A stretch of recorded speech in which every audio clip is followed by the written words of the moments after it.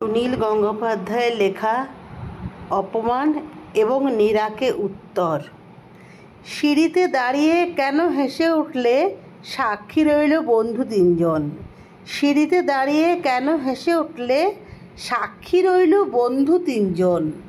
সিঁড়িতে দাঁড়িয়ে কেন হেসে উঠলে নীরা, কেন হেসে উঠলে কেন? সহসা ঘুমের মধ্যে যেন বজ্রপাত, যেন সিঁড়িতে দাঁড়িয়ে নীরা হেসে উঠলে সাক্ষী রইল বন্ধু তিনজন।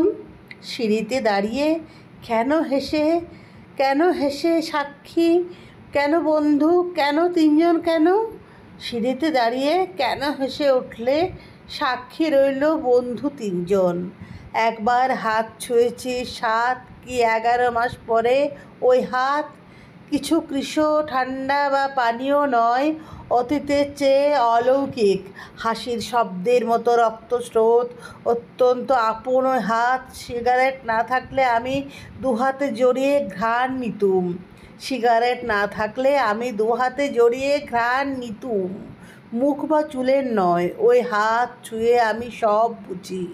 আমি দুনিয়ার সব ডাক্তারের চেয়ে বড়। আমি হাত ছুঁয়ে দূরে ভ্রমর পেয়েছি শব্দে, প্রতিধ্বনি, ফুলের শূন্যতা। ফুলের না ফসলের? বারান্দার নিচে ট্রেন সিটি মারে, যেন ইয়ার্কির টিকিট হয়েছে কেনা। আবার বিদেশে যাব, সমুদ্রে বা নদী। আবার বিদেশে ট্রেনের জানালায় বসে ওই হাত রুমাল ওড়াবে। রাস্তায় এলুম, আর শীত নেই, নিঃশ্বাস শরীরহীন। দ্রুত ট্যাক্সি ছুটে যায় স্বর্গে। হো হো অট্টহাস ভাসে ম্যাজিক নিশীথে।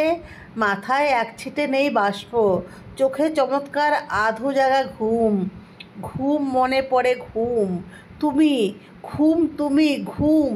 সিঁড়িতে দাঁড়িয়ে কেন ঘুম? ঘুমোবার আগে তুমি স্নান করো নীরা। তুমি স্বপ্নে যেন এরকম ছিল। কিংবা গান, বাথরুমে আয়না খুব সাংঘাতিক স্মৃতির মতন মনে পড়ে। বাস স্টপে, স্বপ্নের ভিতরে স্বপ্নে বাস স্টপে কোনোদিন দেখা হয়নি। ওসব কবিতা আজ যেরকম ঘোর। দুঃখ পাওয়া গেল, অথচ কোথায় দুঃখ? দুঃখের প্রভূত দুঃখ, আহা!